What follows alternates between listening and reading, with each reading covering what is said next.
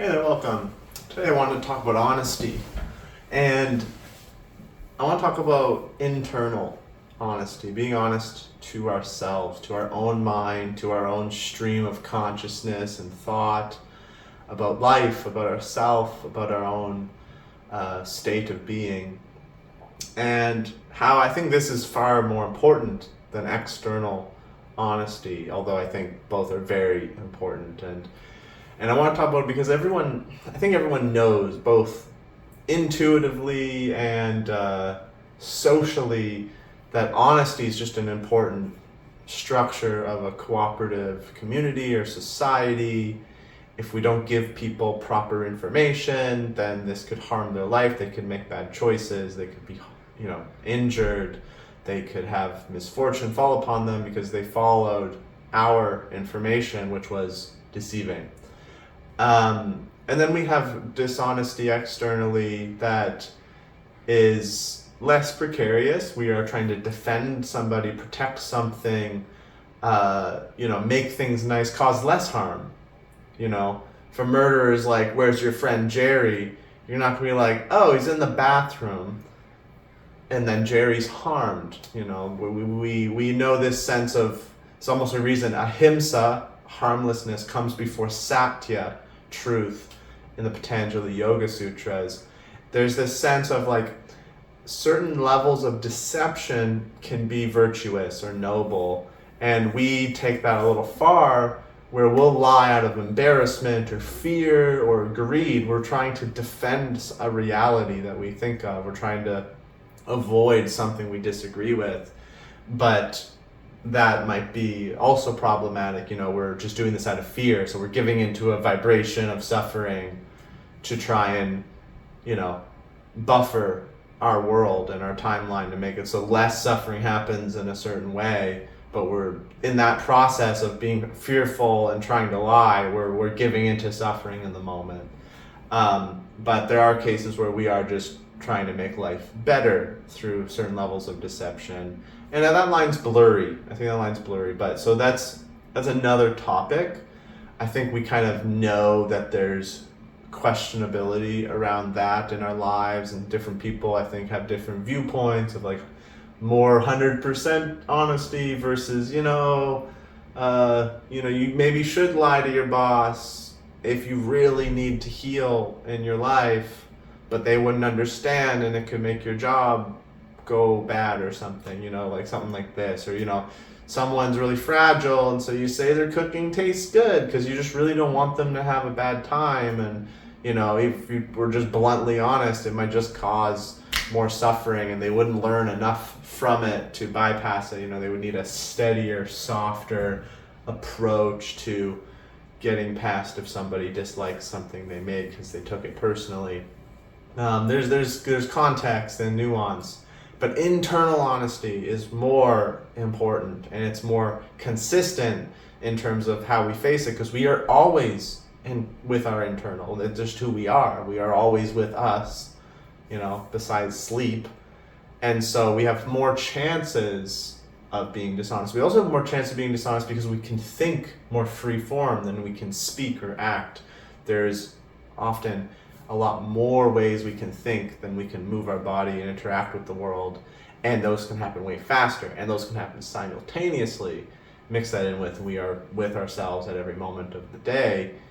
We have this profound source of suffering and misdirection that we can give ourselves. And sometimes this is called spiritual bypassing, or it's called self-sabotage, or it's called, not integrating your shadow or your inner child. There's all sorts of phrases for it. None of it fucking matters. Most of it's just being dishonest with yourself.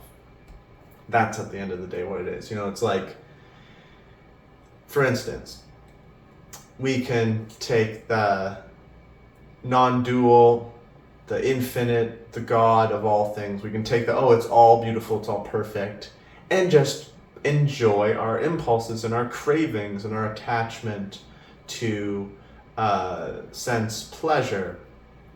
And we might ignore the fact that we are in states of suffering before and after the event, before the orgasm and after the orgasm, or leading up and then later craving it, before eating the sugar and after eating the sugar, whatever it happens to be.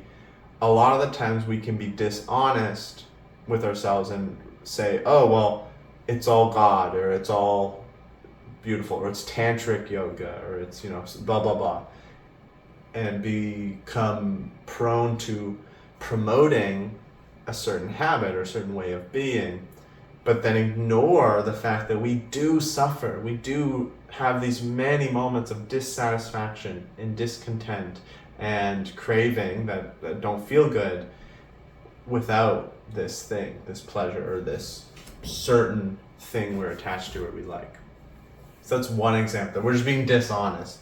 I've mentioned in the past in terms of how these things are just causing suffering, so we should let go of them. But to realize that we need to be honest with our own mind, with our own presence.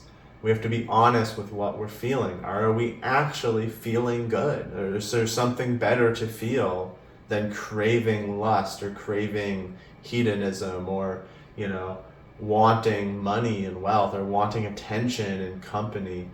Are we actually in states of suffering when those things are happening? And most of us, I guarantee most of us will realize we are. We are in some state of discontent. It might not be the same as like an alcoholic or a drug addict who goes through withdrawals, but if we look honestly, we can see that.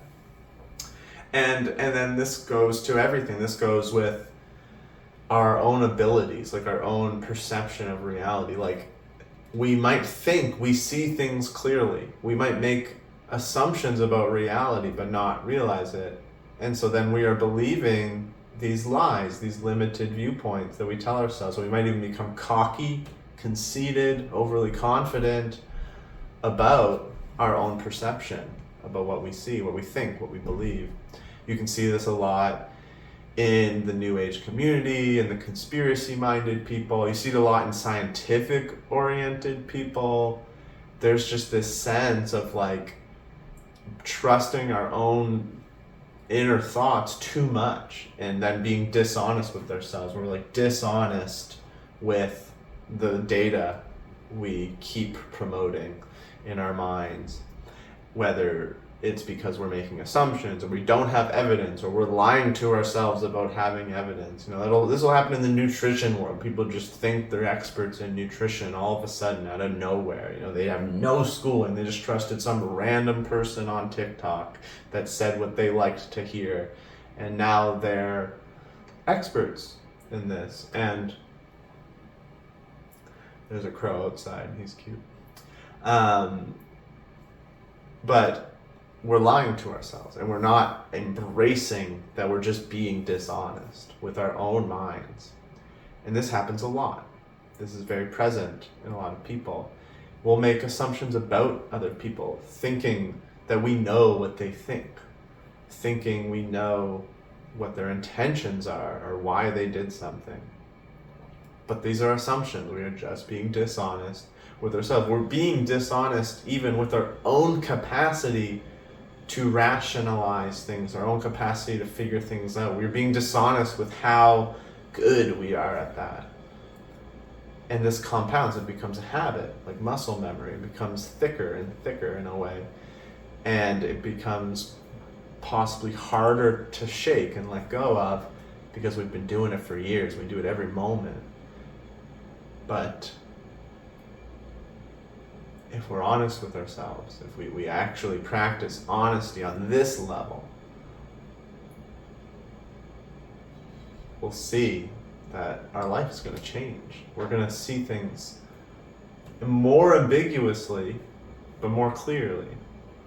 We're going to maybe be more uncertain, but way less rigid. We're going to realize that maybe we can't do all the things we used to do, but we'll have this inner peace, this coherence that is worth it. I think we don't realize the extent that we lie to ourselves, that we are dishonest with ourselves. And it goes very deep and about a lot of things. And we convince ourselves of a lot of things for certain reasons. And this is also the importance of tackling our dishonest habits and the multitude that they can happen. They happen in so many ways in perception. They happen more than even just things we word. They happen with intentions and attitudes and styles and tones. There's dishonesty riddled throughout many of our internal qualities, not just the words and the sentences used in our inner dialogue, but in why we do things. And when we tackle that, this is where we unravel a lot of our issues, a lot of the things we're afraid of, a lot of the things that are causing us subconscious grief and a piling up of certain tensions in the body and in the heart and in our lives. And when we tackle those things, when we look at them honestly and we just sit in the honesty, when we let the questioning happen and we let the ball roll in the direction of actually being honest, we'll see that we do a lot of this out of fear, we do a lot of it out of greed, we do a lot of it out of spite, we do a lot of it out of like immature desires of competition and comparison. We do a lot of it out of just being conditioned by the people around us. And this is one good way to tackle all of those things. We can go through childhood memories, and we can go through specific events, and we can go through these, almost like cognitive behavioral therapist style routines. We can even, start tackling things one by one with meditation. But there are ways in which we can kind of cover a large ground, maybe not all the ground, but cover a large portion of it. And tackling our internal dishonesty is one of them, because it relates and pertains to many things. A lot of our suffering just comes from the dishonesty itself, but then we can actually dig into, why am I being dishonest? Why do I feel this need to know and be better than people? Why do I feel this need to be attached so hard to my tendencies and my habits and to physical pleasure? Why do I need to act like I know what's right, or I know what other people are thinking? And we can bring ourselves a lot of tranquility and a lot of serenity when we let those things unravel and realize that when we're actively valuing honesty and those things fall away, then we're here and love can truly happen. Try to be honest with yourself and do it in a very sustained way, not just cherry picking here and there.